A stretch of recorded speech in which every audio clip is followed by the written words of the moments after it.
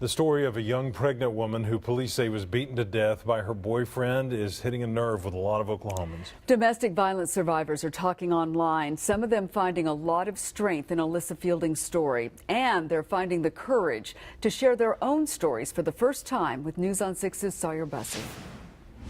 Police tell me Allyssa wasn't allowed outdoors. Officers say her boyfriend, Colby Wilson, would force her to sit in front of a camera he would watch from work. If she moved outside of the frame, he would beat her. The story of abuse is resonating with survivors of domestic violence right here in Green Country who know all too well that the ending of Alyssa's story could have been their own. Becky Cagle says she saw her own story in Alyssa's eyes. Something pulls at me.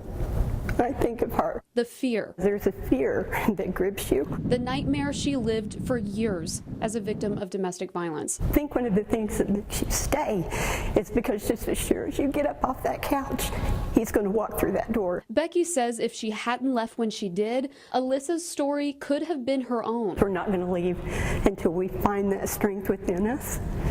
Thank God for the people that do. Thank God I did. 1,000 saves.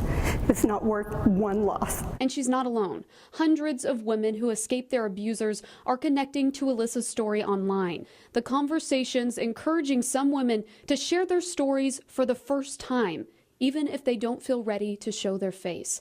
Women like Courtney, who found the strength to talk to me. I feel awful for her family and stuff because I got out. I made it out after 15 years.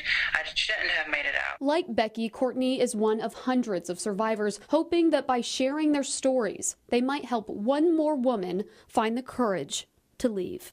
In Tulsa, Sawyer Bussey, Oklahoma's own News on 6. If you or someone you love is in a domestic violence situation and needs help, there are resources here in Tulsa. We've listed several in this story on our News on 6 app.